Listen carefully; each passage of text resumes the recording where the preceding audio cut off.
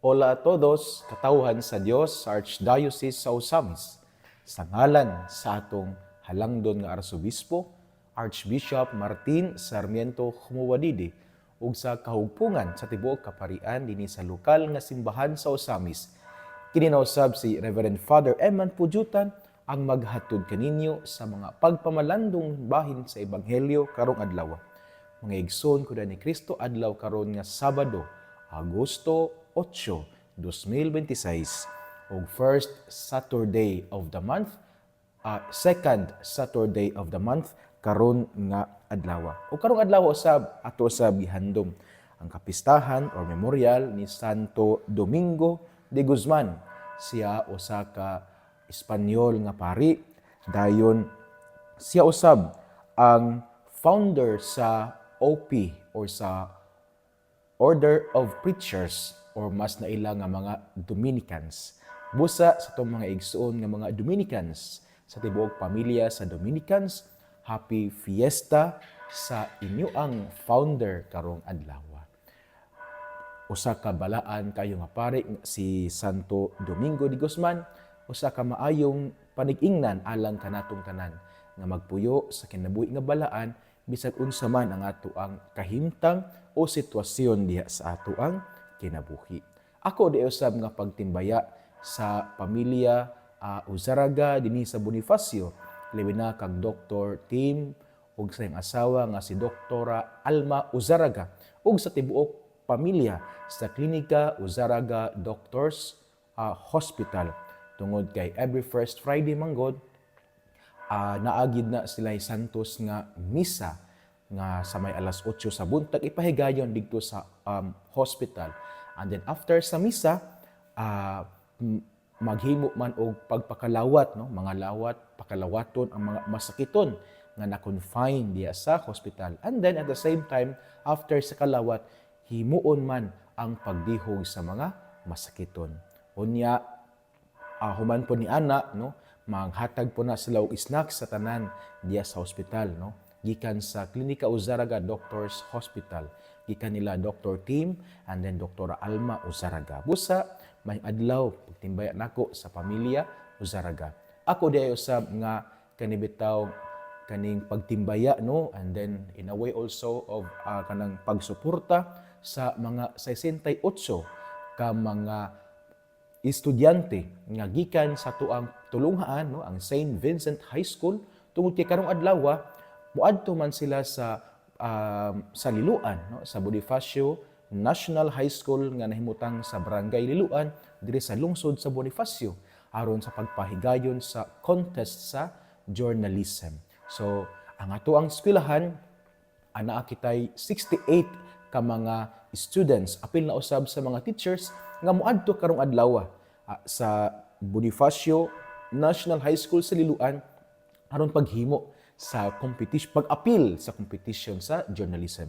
Atos lang iampo nga unta maila ang makabot ang ilang tinguha, and then at the same time, more importantly, malipayon sila sa pagbuhat niini and makatabang kini sa paghulma sa ilang kaugalingon to prepare themselves for their better and brighter future. Ako di usab nga pagtimbaya mga igsoon ning adlaw nga Sabado. Sa tanan nato nga naminaw karon, no, sila nga naka-tune in ilabi na naa sa mga kaning barbershop dira sa sentro sa Dakbayan sa Osamis, sa diha usab sa mga gasolinahan, no, diha ilabi na diha sa Shell station sa Laman. Sa tanan kung asa kani mahiabot ning atong Sibya, maayong adlaw kaninyong tanan. Mga igsoon ning adlaw nga Sabado. Arita sa atong ebanghelyo nga atong pagkakutluon sumala sa ebanghelyo ni San Mateo.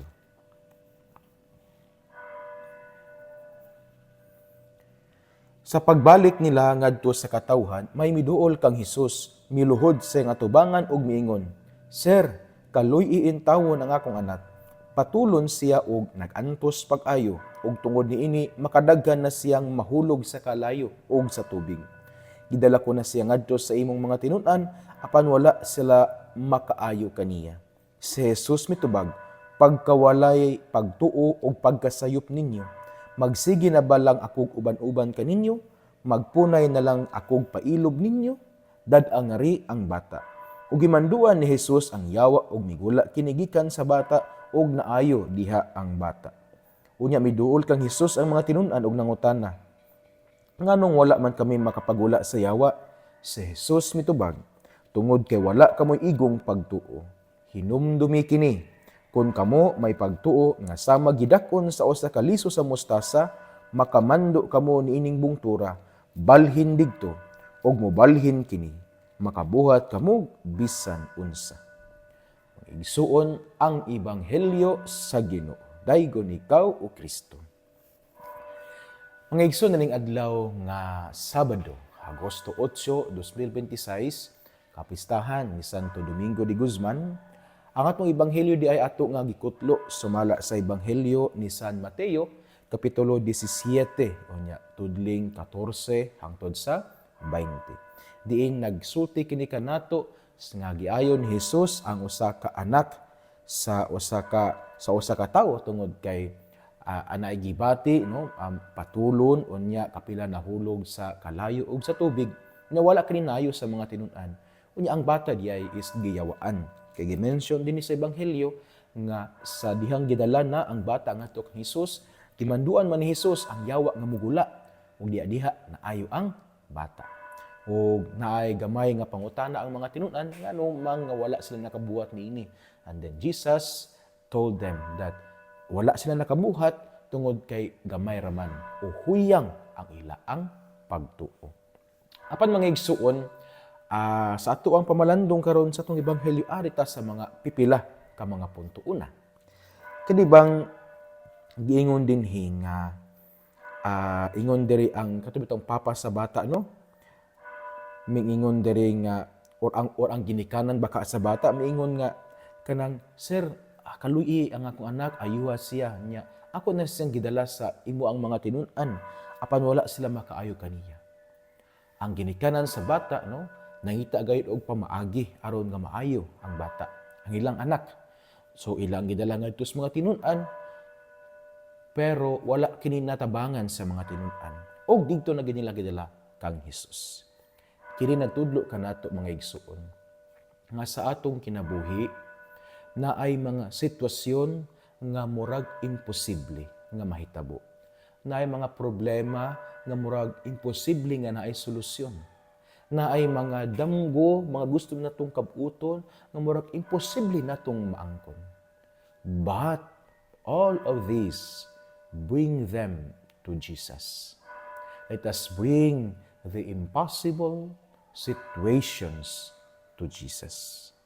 Sama sa ginikanan sa bata, murag imposible na nga maayo ang iyang anak. Ano man, iyaan naman gidalas mga tinun-an. And let's remember na ang mga tinun-an, giyatagan ba ni Jesus og gahom nga makapahingilin sila sa mga yawa, makaayo sila sa masakiton, magsangyaw sila sa pulong sa Ginoo. So they have that power within them. Pero wala kini natabangan sa mga tinun-an, well, also gumikan silang gamay nga pagtuo. And so, nabati sa ginikanan sa bata nga daw imposible na nga maayo ang bata. Pero ang imposible niya nga sitwasyon, iya ang gidala ngadto sa Dios. Mga igsoon, unsa kaha ang mga imposible nga sitwasyon diya sa imong kinabuhi karon? Unsa kaha ang mga daw imposible nga butang, imposible nga problema nga walay solusyon, imposible nga damgo nga lisod kabuton, imposible nga pagbati sa kasakit nga lisod maalim. Dala ka na kang Jesus. Bring them to Jesus. Ayaw kahadlok nga imo nang dalon ngadto sa Ginoo. Dala ang tanan ngadto sa Dios.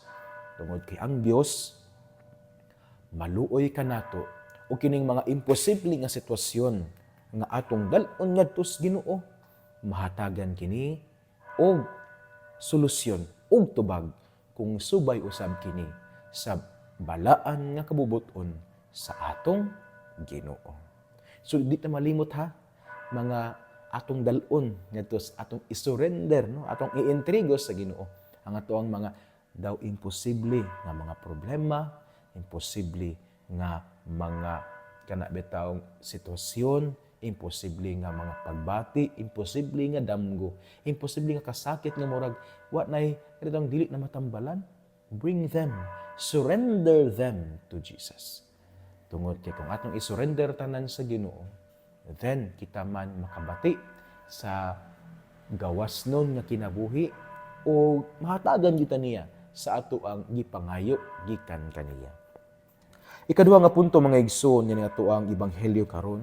Kining gingon ba sa ebanghelyo? Nya nindot kayo ingon diri nga di ba kay nangutana man ang mga tinun-an ngadto kang Hesus nga ako magud mi makabuhat ni ana nga ikimo ang nabuhat unya kami nga wala man mo nabuhat.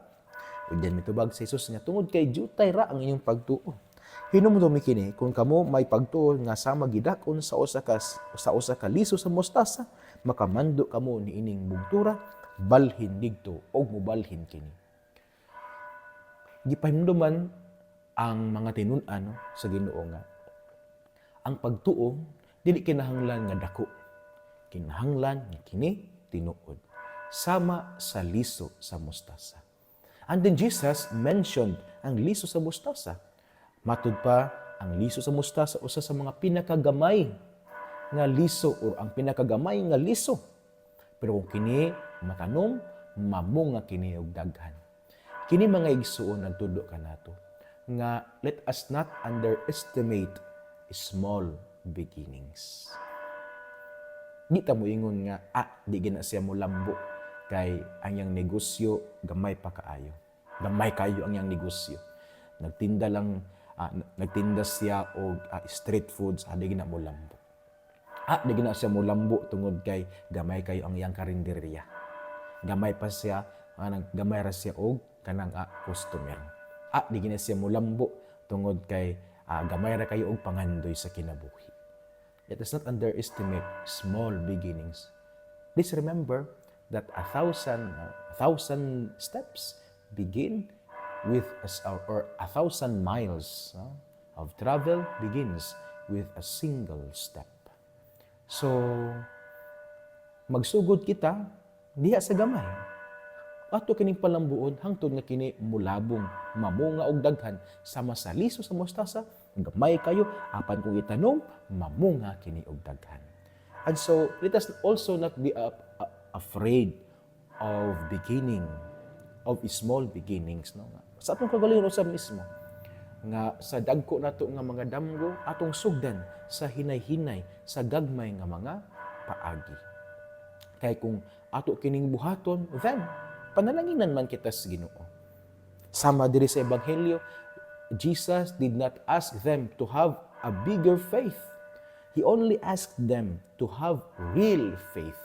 O kana nga real, kinahanglan nga buhaton kay 1,000 miles begins with a single step.